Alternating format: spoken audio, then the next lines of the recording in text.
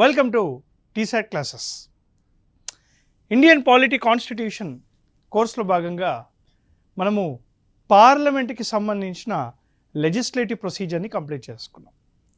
ఈ క్లాస్లో ఇంకో ఇంపార్టెంట్ టాపిక్ స్టేట్ లెజిస్లేచర్ చూద్దాం.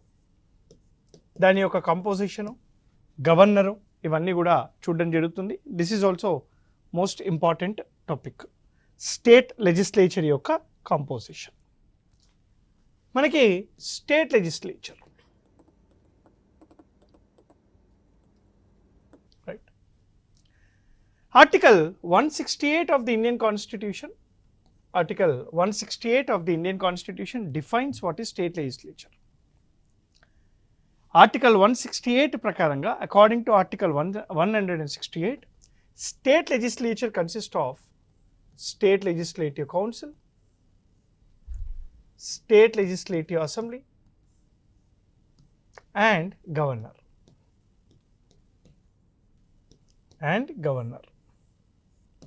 So according to Article 168 of the Indian Constitution, State Legislature consists of Assembly, Governor and Council. Council అనేది ఖచ్చితంగా ఉండాలని ఏం లేదు, రైట్. కౌన్సిల్లో ఉండే మెంబర్స్ని ఎమ్మెల్సీస్ అని అంటారు. According to article 169 or article 169 ప్రకారంగా a council is created or abolished. So state legislature is a bicameral కానీ యూనిక్ క్యామరల్ లెజిస్లేచర్. అంటే it can be bicameral or unicameral. Article 169 ప్రకారంగా state legislative council can be created or abolished. ప్రస్తుతానికి 6 రాష్ట్రాలలో state legislative council ఉంది.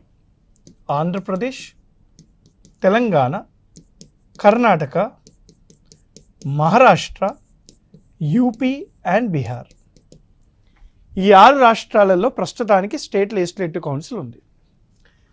The members of the assembly are called MLAs. The members of the assembly are called MLAs. Article 153 says there shall be a governor for each state. Article 153 ఏమంటుంది sir? ప్రతి స్టేట్కి ఒక governor ఉండాలి అని అంటుంది. The governor is appointed or removed any time by the President of India under Article 155. President of India అనే వ్యక్తి గవర్నర్ని అపాయింట్ కానీ రిమూవ్ కానీ చేస్తాడు ఎప్పుడైనా, appointed or removed under article 155 of the Indian constitution. So state లెజిస్లేచర్లో assembly ఉంటారు, council, governor. అసెంబ్లీలో ఉండే వాళ్ళని ఎమ్మెల్యేస్ అంటాము, కౌన్సిల్లో ఉండే వాళ్ళని ఎమ్మెల్సీస్ అంటాం. Let us see the composition. ముందుగా మనము అసెంబ్లీ యొక్క కంపోజిషన్ చూద్దాం, తర్వాత కౌన్సిల్కి వద్దాం. అయితే కామన్ థింగ్ ఒకటి చెప్తా, ఇంకోటి, the head of the assembly is called speaker. And the speaker is elected among themselves, is elected one among the persons, one among MLAs, one among the members. అంటే అక్కడ ఉన్న సభ్యులలోనే ఎమ్మెల్యేస్లోనే ఒక వ్యక్తిని స్పీకర్గా ఎన్నుకుంటారనమాట. రెండోది council. The head of the council is chairman. The head of the council is a chairman. And the chairman is also elected. He is also elected one among the members. He is also elected one among the members. అంతేగా, అక్కడేమో vice president is the chairman of the Rajya Sabha, ఇక్కడేమో chairman is elected one among the members. So the chairman of the council is part of the state legislature. The chairman of the Rajya Sabha is outsider of the parliament. గుర్తుపెట్టుకోవాలి పదాలు. Okay, now council assembly యొక్క composition చూద్దాం ఒకసారి. First assembly యొక్క composition చూద్దాం. Assembly యొక్క composition, yeah, assembly యొక్క composition. The maximum strength of the assembly cannot be more than 500. అంటే up to 500. మ్యాక్సిమం 500 కంటే 500 ఉండాలి, 500 కంటే ఎక్కువగా ఉండకూడదు.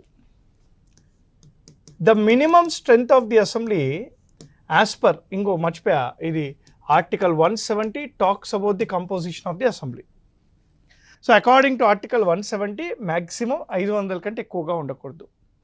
మినిమం వచ్చేసి ఇది ఇంపార్టెంట్ సార్, 60 ఉండాలి, మినిమం 60. కానీ కొన్ని రాష్ట్రాలు ఎగ్జామ్టెడ్, సిక్కిం కానీ, మిజోరం కానీ, గోవా కానీ, పాండిచ్చేరి కానీ, అంటే కొన్ని రాష్ట్రాల పాపులేషన్ తక్కువ ఉంటుంది కాబట్టి 60 కంటే తక్కువ ఉంటాయి. కానీ ఎగ్జామ్లో what is the minimum strength of the assembly అంటే మీరు ఆన్సర్ 60 పెట్టాలి, 60 పెట్టాలి. That is the meaning. ఈ అసెంబ్లీలో ఉండే వాళ్ళని ఏమంటాం సార్ అంటే ఎమ్మెల్యేస్ అంటాం, మీకు తెలిసిందే. ఎమ్మెల్యేలు 2 రకాలుగా ఉంటారు, elected and nominated. The elected MLAs are elected by the people. Elected members are elected by the people under Article 326 of the Indian Constitution. Article 326 ప్రకారంగా రైట్ టు ఓట్, రైట్, ఎవరికైతే 18 సంవత్సరాలు నిండుతాయో వాళ్ళకి ఓటు హక్కు వస్తుంది. ఓటు హక్కు ద్వారా ఎమ్మెల్యేలను ఎన్నుకుంటాం. ఈ ఆర్టికల్ 326ని 61వ రాజ్యాంగ సవరణ చట్టం ద్వారా 18 సంవత్సరాలు చేశారు. మీకు ఇది ముందు కూడా చెప్పాను. ఎవరైతే ఎలక్టెడ్ ఎమ్మెల్యేస్ ఉంటారో వీటిలో ఎస్సీలకు, ఎస్టీలకు రిజర్వేషన్ ఆఫ్ సీట్స్ కూడా ఉంటాయి. ఎస్సీలకు, ఎస్టీలకు రిజర్వేషన్ ఆఫ్ ద సీట్స్ కూడా ఉంటాయి. ఈ రిజర్వేషన్ ఆఫ్ ద సీట్స్ ఎప్పటి వరకు కంటిన్యూ చేయాలి అంటే 2030 వరకు కంటిన్యూ చేయాలి అని చెప్పి 104వ రాజ్యాంగ సవరణ చట్టం చెప్తుంది. 104వ రాజ్యాంగ సవరణ చట్టం ప్రకారంగా ఎస్సీలు, ఎస్టీల యొక్క రిజర్వేషన్ ఆఫ్ ద సీట్స్ అనేవి మనకి 2030 వరకు కంటిన్యూ చేయాలని ఉంటుంది. రెండోది ఎవరు సార్? Nominated members. ఎవరు వీళ్ళు? రైట్, ఆంగ్లో ఇండియన్ కమ్యూనిటీకి సంబంధించిన వాళ్ళు. The governor shall nominate at least 1 member from Anglo Indian community. అయితే 104వ రాజ్యాంగ సవరణ చట్టం ద్వారా 104వ రాజ్యాంగ సవరణ చట్టం ద్వారా ఆంగ్లో ఇండియన్ కమ్యూనిటీ యొక్క నామినేషన్ ఇన్ ఆపరేటివ్ చేశారు. ఏం చేశారు? In operative. So 2 types of MLAs ఉంటారు, ఎలక్టెడ్ మరియు నామినేటెడ్. ఎలక్టెడ్ మెంబర్స్ వచ్చేసి ఆర్టికల్ 326 ప్రకారంగా ప్రజల ద్వారా ఎన్నుకొని వస్తారు. అదేవిధంగా నామినేటెడ్ మెంబర్స్ వచ్చేసి ఆంగ్లో ఇండియన్ కమ్యూనిటీస్ నుంచి నామినేట్ అవుతారు. వీళ్ళని కూడా రైట్ 104వ రాజ్యాంగ సవరణ చట్టం తీసేసింది. The maximum strength of the assembly వచ్చేసి కెనాట్ బీ మోర్ దెన్ 500. ప్రస్తుతానికి UP is the highest, Uttar Pradesh with almost 408 MLAs ఉంటారు యూపీలో, ఇది హైయెస్ట్. మినిమం వచ్చేసి సిక్కింలో స్టేట్ వైజ్గా 32 మంది ఉంటారు. పాండిచ్చేరి యూనియన్ టెరిటరీస్లో 30 మంది ఉంటారు. సో గోవా మరియు మిజోరంలో 40 మంది ఉంటారు. గోవాలో 40 మంది ఉంటారు, రైట్, మిజోరంలో కూడా 40 మందే ఉంటారు.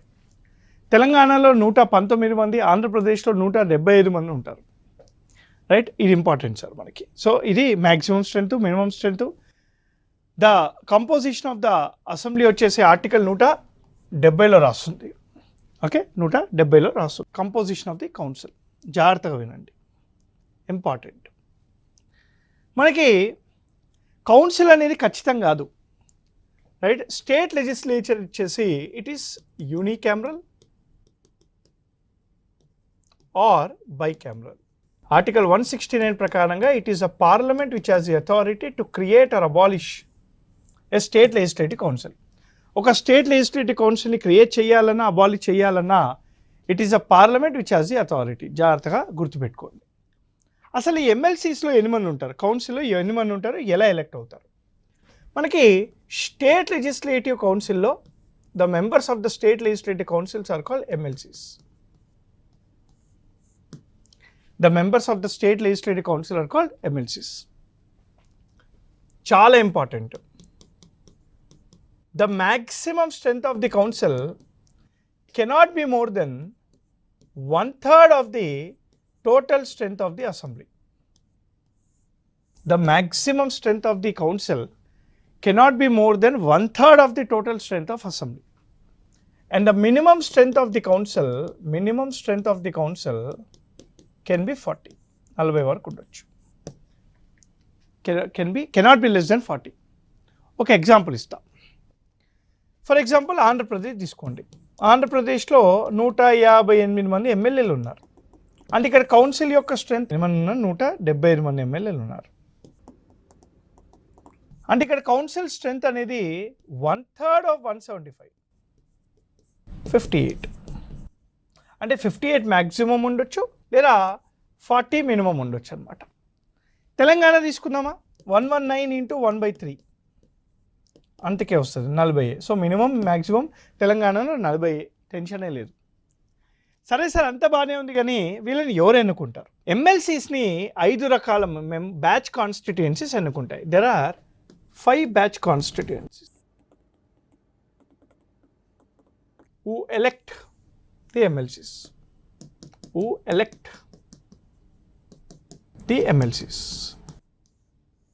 ఫర్ ఎగ్జాంపుల్ తెలంగాణలో 40 మంది ఉన్నారు కదా. ఈ 40 మందిని ఎవరు ఎన్నుకుంటారు? 5 రకాల బ్యాచ్ కాన్స్టిట్యుయెన్సీస్ ఎన్నుకుంటాయి. ఎవరెవరు వాళ్ళు? 1, ఎమ్మెల్యేలు ఎన్నుకుంటారు. 2, లోకల్ బాడీస్ ఎన్నుకుంటారు, అంటే పంచాయతీ మున్సిపాలిటీలు. 3, గ్రాడ్యుయేట్స్ ఎన్నుకుంటారు, అంటే గ్రాడ్యుయేట్స్ విత్ 3 years స్టాండింగ్, అంటే 3 సంవత్సరాలు కంప్లీట్ అయ్యే గ్రాడ్యుయేట్స్ ఎవరైతే ఉంటారో వాళ్ళు ఎన్నుకుంటారు. 4, గవర్నమెంట్ టీచర్స్ ఎన్నుకుంటారు. And 5, nominated by the governor. అంటే ఇక్కడ 40 మందిని అందరూ ఎన్నుకుంటారా? అట్లా ఎన్నుకుంటారు? అట్లా ఉండదు కదా. సో 40 మందిలో 1/3 ఆఫ్ ది మెంబర్స్ని ఎమ్మెల్యేలు ఎన్నుకుంటారు. 40 మందిలో 1/3 ఆఫ్ ది మెంబర్స్ని లోకల్ బాడీస్ ఎన్నుకుంటాయి. 40 మందిలో 1/12 ఆఫ్ ది మెంబర్స్ని గ్రాడ్యుయేట్స్ ఎన్నుకుంటారు. 40 మందిలో 1/12 ఆఫ్ ది మెంబర్స్ని గవర్నమెంట్ టీచర్స్ ఎన్నుకుంటారు. సిమిలర్లీ 1/6 ఆఫ్ ద మెంబర్స్ని మనకి నామినేటెడ్ బై గవర్నర్, అంటే remaining are nominated by the governor. అంటే ఎమ్మెల్సీస్లో 5/6 are elected and 1/6 are nominated. 5/6 are elected, 1/6 are nominated. సరే, ఇక్కడ గవర్నర్ నామినేట్ చేశారని చెప్పాను కదా. గవర్నర్ ఏ కేటగిరీస్ నుంచి నామినేట్ చేస్తాడు? ఎవరు వాళ్ళు? Governor is nominated from 5 categories: arts, literature, social service, technology, అంటే science and technology, and cooperative movement, సహకార సంఘాలు. ఈ 5వది ప్రెసిడెంట్ ఆఫ్ ఇండియాకి లేదు. సో ప్రెసిడెంట్ ఆఫ్ ఇండియాకి 4 కేటగిరీసే, ఫస్ట్ 4, కానీ గవర్నర్కి ఇక్కడ 5 కేటగిరీలు ఉంటాయి. ఓకేనా సార్? సో 5 కేటగిరీస్ ద్వారా ఎన్నుకుంటారు అనమాట. కోఆపరేటివ్ మూమెంట్స్ అనేది ఇంకో కేటగిరీ. అంటే ఇక్కడ మీరు జాగ్రత్తగా గమనిస్తే కంపోజిషన్ ఆఫ్ ద పార్లమెంట్ అనేది ఇట్లా ఉంటుంది. అయితే composition of the parliament council చూసాం కదా. Article 171 talks about the composition of the council. ఒకసారి క్లారిటీ ఇస్తాం మీకు. Article 168 composition of the state legislature. Article 169 creation or abolition of the state legislative council. కౌన్సిల్ని ఎలా క్రియేట్ చేయాలి, ఎలా అబాలిష్ చేయాలో రాసి ఉంటుంది. Article 170 right composition of assembly, and 171 composition of council. దీని గురించి రాసి ఉంటుంది. Who has the authority to create or abolish a state legislative council? It is Parliament. Parliament has the authority to create or abolish a state legislative council. This is important for the exam. చాలా మంది assembly అనుకుంటారు, కానీ కాదు. ఒక కౌన్సిల్ని create చేయాలన్నా abolish చేయాలన్నా state legislative అసెంబ్లీలో 2/3 majority ద్వారా ఒక రెజల్యూషన్ పాస్ చేయాలి, అంతే. ఆ రెజల్యూషన్ పాస్ చేశాక అది పార్లమెంట్కి వెళ్తుంది. Now it is a parliament with simple majority to create or abolish a state legislative council. కానీ అల్టిమేట్ అధికారం పార్లమెంట్కే ఉంటుంది. అంటే అసెంబ్లీలో 2/3 మెజారిటీ ద్వారా ఒక ఆమోదం పాస్ చేస్తే ఖచ్చితంగా పార్లమెంట్ పాస్ చేయాలని ఏం లేదు, రిజెక్ట్ కూడా చేయొచ్చు. That is a meaning. Okay, so ఇది composition of the state legislative assembly. మనకి ఇక్కడ గవర్నర్ యొక్క వీటో పవర్స్ చూడాలి. గుర్తుందా, ప్రెసిడెంట్ ఆఫ్ ఇండియా యొక్క వీటో పవర్స్ చూసాం కదా. సో అదేవిధంగా గవర్నర్ యొక్క వీటో పవర్స్ చూద్దాం. గవర్నర్ యొక్క వీటో పవర్స్ ఆర్టికల్ 200, ఆర్టికల్ 201లో డిస్కస్ చేయబడింది. ముఖ్యంగా ఆర్టికల్ 200. ఇక్కడ ఒక బిల్లు, ఒక ఆర్డినరీ బిల్లు అసెంబ్లీలో మరియు కౌన్సిల్లో పాస్ అయ్యి, ఒక ఆర్డినరీ బిల్లు అసెంబ్లీలో మరియు కౌన్సిల్లో పాస్ అయ్యి ఇది గవర్నర్ దగ్గరికి వచ్చింది. ఒక ఆర్డినరీ బిల్లు అసెంబ్లీలో మరియు కౌన్సిల్లో పాస్ అయ్యి ఇది గవర్నర్ దగ్గరికి వచ్చింది. ఇప్పుడు గవర్నర్కి ఏం అధికారాలు ఉంటాయి అనేది ఇక్కడ వీటో పవర్. సో గవర్నర్ ఏం చేయొచ్చు సార్ దీన్ని అంటే, ఒకటి, ఈ can accept the bill. President కూడా ఇదే చేస్తాడు కదా. ప్రెసిడెంట్కి కూడా వీటో పవర్స్ ఉంటే దానిలో 4 సేమ్, ఒకటి మాత్రమే డిఫరెంట్.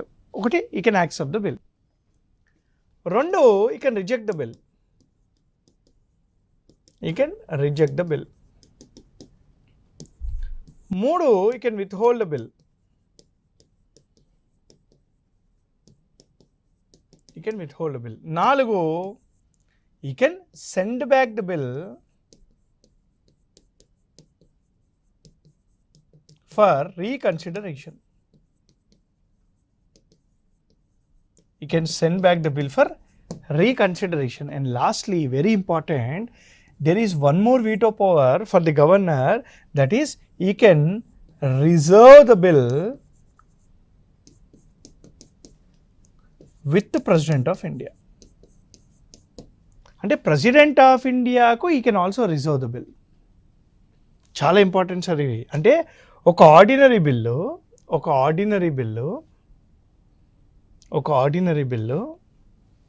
మనకి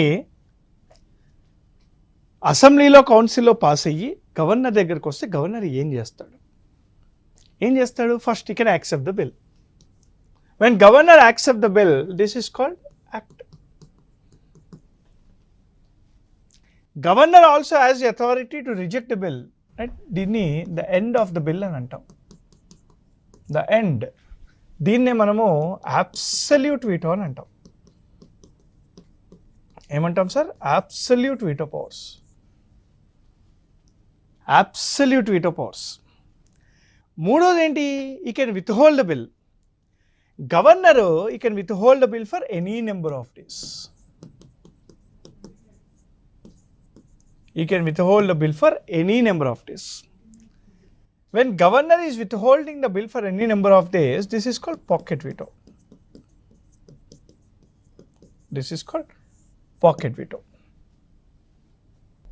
The reconsideration bill is if it is again passed by assembly or council. Right? Assembly మరియు council మళ్ళీ ఆ బిల్లుని పాస్ చేసింది అనుకోండి. ఆ బిల్ ఇప్పుడు గవర్నర్ దగ్గరికి వచ్చింది అనుకోండి, మళ్ళీ పాస్ చేసి రీకన్సిడర్డ్ బిల్ మళ్ళీ పాస్ అయ్యి గవర్నర్ దగ్గరికి వస్తే ఇక్కడ గవర్నర్ ఏం చేయాలి? Accept only. You can accept only. Accept మాత్రమే చేస్తాడు, ఈ కెనాట్ రిజెక్ట్.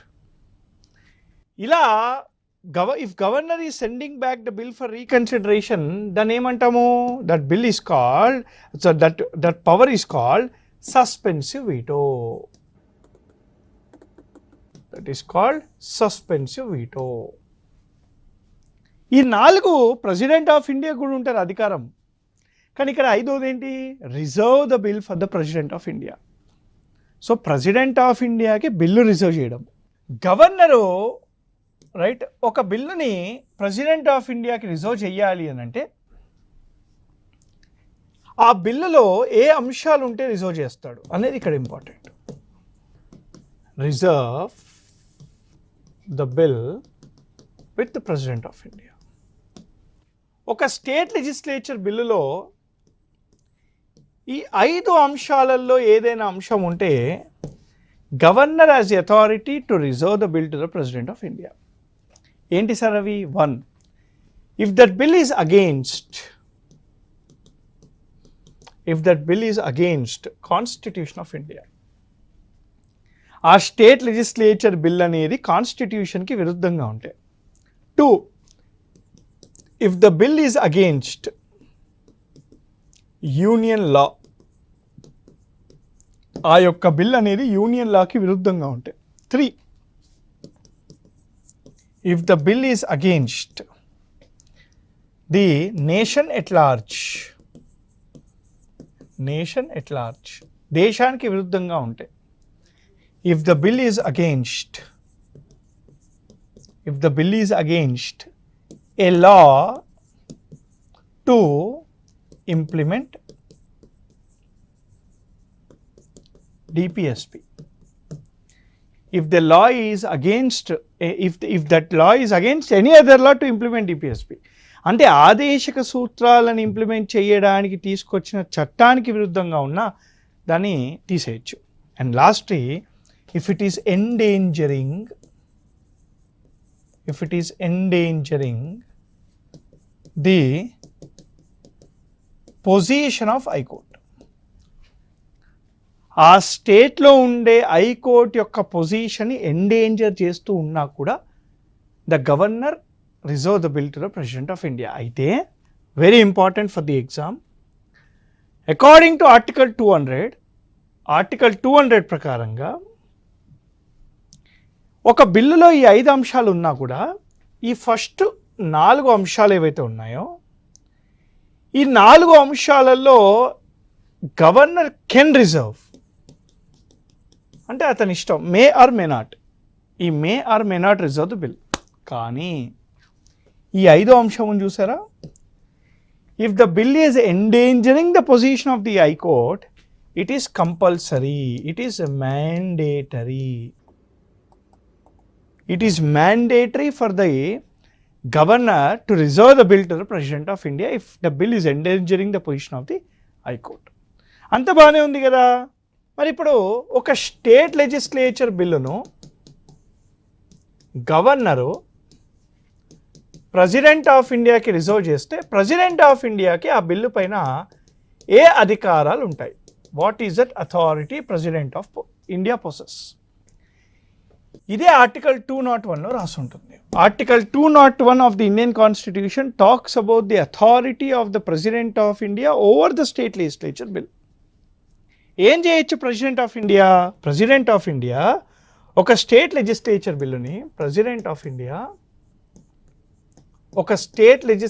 బిల్లుని ఆర్టికల్ 201 ప్రకారంగా 1, he can accept, 2, he can reject. అంటే absolute veto. 3, he can withhold for any number of days. దీన్ని పాకెట్ వీటో అంటారు. And 4, he can send back the bill to state legislature for reconsideration. అంటే ఆ బిల్లుని మళ్ళీ reconsider చేయమని చెప్పి వెనకాలకు పంపిస్తారు. అయితే ఇక్కడ 2 పాయింట్స్ గుర్తుపెట్టుకోవాలి ఎగ్జామ్కి. 1, when the president of India is sending back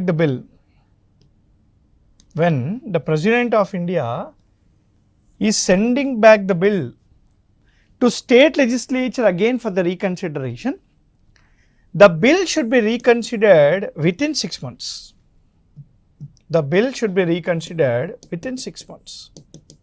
అంటే 6 నెలల్లో స్టేట్ లెజిస్లేచర్ ఆ బిల్లుని మళ్ళీ రిజెక్ట్ చేయడమో లేదా యాక్సెప్ట్ చేయడమో మాడిఫై చేయడమో ఏదో చేయాలా. ఒక్కసారి 6 months లోపల నిర్ణయం తీసుకున్నాక ఆ బిల్ ఎక్కడికి వస్తుంది? ప్రెసిడెంట్ ఆఫ్ ఇండియా దగ్గరికి వస్తుంది. అంటే రీకన్సిడర్ అయిపోయాక బిల్లు మళ్ళీ ప్రెసిడెంట్ ఆఫ్ ఇండియా దగ్గరికి వస్తుంది. ప్రెసిడెంట్ ఆఫ్ ఇండియాకి రీకన్సిడర్డ్ బిల్లు పైన 2 అధికారాలు ఉంటాయి.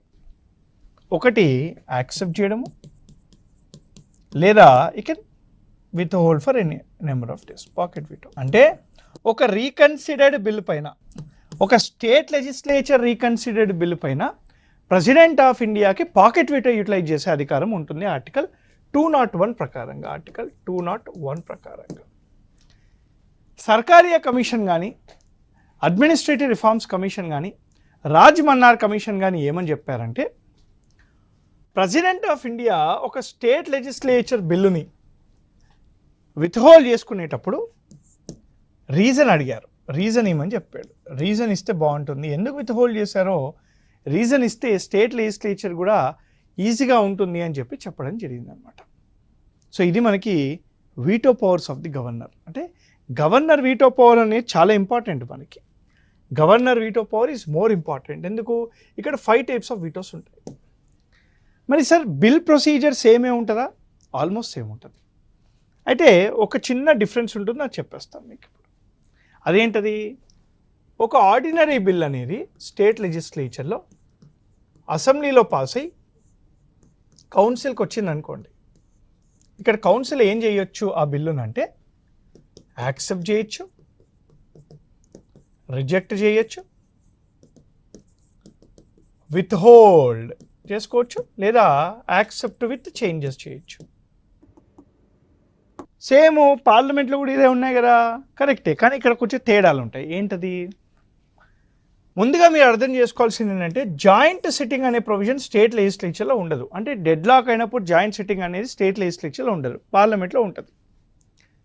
సో ఒక ఆర్డినరీ బిల్ అసెంబ్లీలో పాస్ అయ్యి కౌన్సిల్కి వస్తే కౌన్సిల్ యాక్సెప్ట్ చేసింది అనుకోండి, ఆ బిల్ ఎక్కడికి వెళ్తుంది? గవర్నర్ దగ్గరికి వెళ్తుంది. సపోజ్ కౌన్సిల్ అసెంబ్లీలో ఇచ్చిన బిల్లుని రిజెక్ట్ చేస్తే that is dead lock.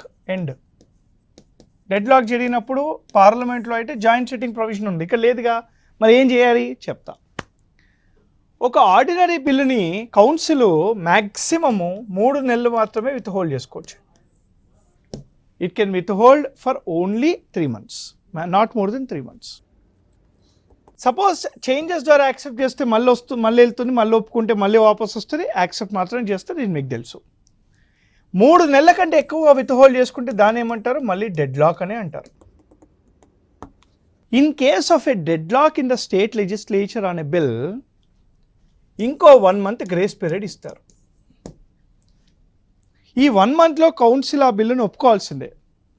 If at all council is not accepting the bill within 1 month, that is called deemed accepted by both the houses and the bill will go to governor. ఇది ఒక్కటే గుర్తుపెట్టుకోండి మీరు చాలు. Okay, ఇది మనకి bill procedure, governor veto powers, state legislature యొక్క composition. So this is your state legislature class. I'll see you guys again in another topic in my next class. Till then, happy learning. Thank you very much.